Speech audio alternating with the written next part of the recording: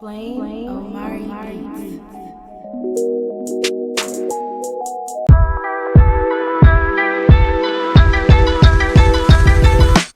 Hey guys, it's me James, and today I will be reacting to and breaking down all the Easter eggs in the Transformers 1 movie trailer. Alright, with that introduction out of the way, let's get to the reaction. One trailer starts now. So, how long do you think we'll be here?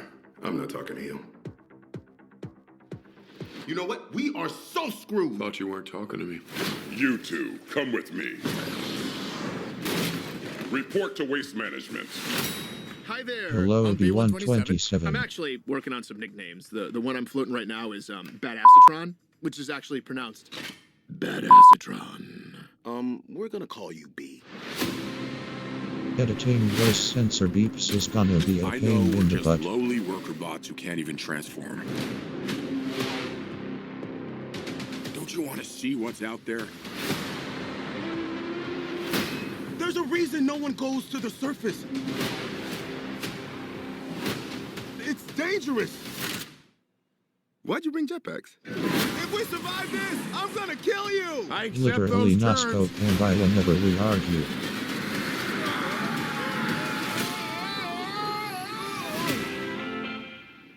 The surface. It's beautiful. Ha ha ha ha, I love how B is the first to You run. have proven yourself worthy. Take these and access. Okay, so a bit different to most origins of the Transformers. We will get to that in the breakdown segment in a moment.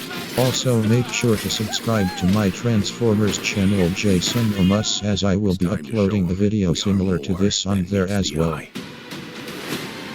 We can transform now! On three. One.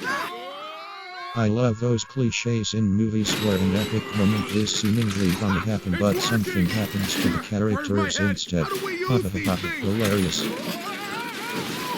Wheels! I need wheels! Lol, there are his wheels. Guys, that's not good. So the quintessence are gonna be the villain We've of got this these film. powers for a Eh? reason. Let's use them. Darn, that was such a smooth move from Ariel. Stand here together as one.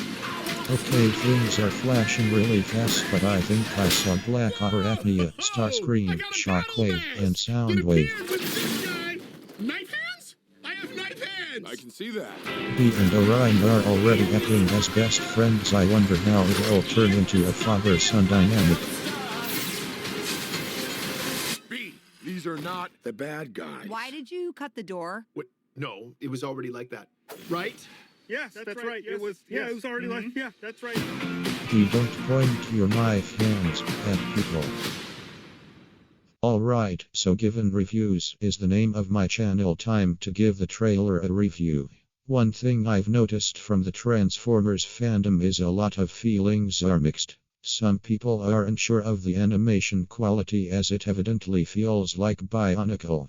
I never watched Bionicle, nor was I ever a fan of it, so I don't know what they are referring to. Personally, I think the animation is cool and I'm excited to see it. Apparently the same people who made the War for Cybertron and Fall of Cybertron games made this film, and I can definitely see it given B127's alternate mode, especially the wheels. I honestly think the trailer looks amazing and leaves a lot to the imagination. However, it also tells you the plot, and I'm really excited to see that. Now, with that out of the way, time to get to what people most likely came to see, the breakdown. Now the trailer starts with Orion Pax and D16 sitting in a room together. From what it seems, the two have gotten in trouble for something, probably from sneaking into something.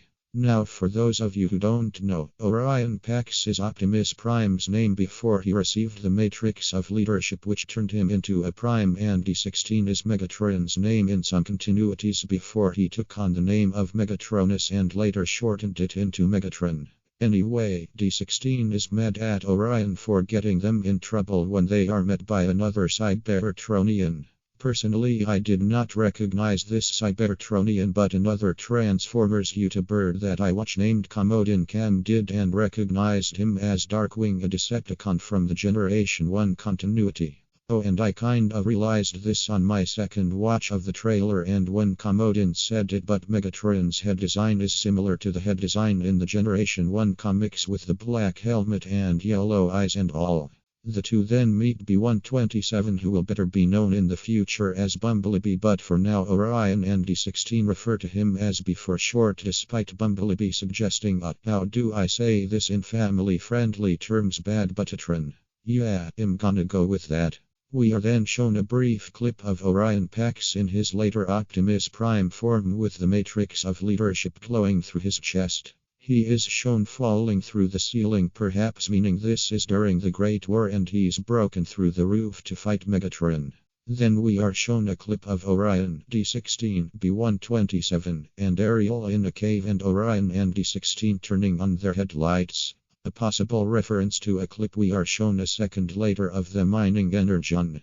In most continuities, Orion and D16 have different jobs, with Orion being a librarian and D16 being a gladiator or miner. It appears in this movie they have the same job, which is possibly how they met and became best friends. Then again, I could be misreading the situation and they had separate jobs and just so happened to meet through the class system or ran into each other one day. After the Energon mining, the three of them are seen passing by worker bots. It's mentioned that all of them are low-ranking members of society who do not have the ability to transform. In most modern continuities, Cybertronians are born with the ability to transform, however in this film they are shown not to. Perhaps it's just because of their low rank in society, who knows? We are then shown multiple clips, one of them traveling through caves with Orion's and D16's headlights on. Another where he encourages D16 to come with him to the surface. It appears that due to Orion's possible status as a librarian in this film, like most continuities, that he's read about their history and wants to go exploring, while D16 doesn't for fear of being punished. We are then shown a clip of D16 discovering something that seemingly shocks him. Afterward, we are shown a clip in which a now infuriated-looking Megatron with a more modern Generation 1 look brands the Decepticon logo onto his chest. This is possibly the point in which D16 changes his name to Megatron and turns against the other Cybertronians, causing him and Orion, possibly known in this clip as Optimus Prime, to fight. We are then shown D16 looking at the Decepticon logo. It's been theorized this is possibly the grave resting site of the Fallen, but that wouldn't make sense given the Fallen, if this is still the movie continuity as it states on the wiki, is supposed to be alive at this time. A ship possibly, but unlikely to be the Nemesis, lands on Cybertron. D16 then tells Orion, who in the previous clips was encouraging him to go to the surface, that he believes the surface to be dangerous as no one goes up there and there must be a reason why. Orion then puts a jetpack on D16 due to their inability to transform, confusing D16. Upon the two flying, they have a bantering moment in which D16 threatens to kill Orion if they make it out alive, which Orion knows D16 doesn't mean and so laughs at the threat. The four then arrive on a train that goes off the rails and sends them flying as spikes jut out of the ground beneath them. We are then shown Cybertron's surface, or at least some parts of Cybertron's surface, and we see a landscape. It has this weird metallic/organic mix similar to beast machines. We also see a Cybertronian deer that runs away to join a pack of deer. Now, over the years, we've seen multiple Cybertronians animals, and I personally wonder what deer transform into. Birds and jaguars transform into cassettes or shields, and horses/unicorns transform into rockets. So what do deer transform into on Cybertron? Tell me what you think it transform into below in the comments. The four then witness a Cybertronian dare being obliterated, which causes B-127 to panic and run away. Given how the others get into a running stance, even though we aren't shown it, I'd say it's fair to say they are running too. Then in a forest-like place they meet Alpha Trion. I've got to be honest, I did not recognize him in the trailer. He appears different to most continuities, and his toy model even displays this. His alternate mode is apparently a beast mode that's supposed to be a mix between a lion and a unicorn or something like that. Alpha Trion then gives the four their transformation cogs, which give Cybertronians the ability to transform. Trion declares them worthy, and the cogs give the four of them vehicle modes. Commodin theorized that the cogs also turn D16 into Megatron, but I disagree with that. I don't think he's Megatron until he declares himself as such in the film. After receiving their cogs, the four run away and attempt to transform, but don't look where they are going and so fall down. As they fall, they try to get the hang of transforming, causing Orion to, in a manner of speaking, lose his head, to which he screams, "Where's my head?" Which honestly made me laugh. Another YouTuber named Johnny Flash has made constant jokes in his Transformers videos about the Cybertronians driving blindly whenever they transform, and this feels like an homage to that. B-127 accidentally activates his transformation ability, but his wheels do not appear yet. The four then full transform, but still with the except of B-127's wheels, until he collides with a rock, in which his wheels appear. As I stated earlier, his wheels are reminiscent of those from the War for Cybertron and Fall of Cybertron games. Orion and D16 seemingly witness B-127's wheels appearing, though this could be a different scene that they just added in the trailer for comedic element. After semi-successfully attempting to transform, we are shown a scene of an alien ship that is likely the Quintessence ship arriving on Cybertron. Sentinel Prime is then met by what either is a Quintesson or a minion of them. Given the floating potato sack face bodies we see, it is likely a minion. Sentinel Prime evidently angers the Quintesson minion and it tortures him for it. The four agree that whatever is happening isn't good, and there's a scene of Ariel and B-127 with Alpha Trion, possibly him trying to help them with their transformation ability. Ariel decides they should use their abilities to help their planet. Ariel then gets this cool sequence where she uses her transformation ability to fight, and it looks amazing.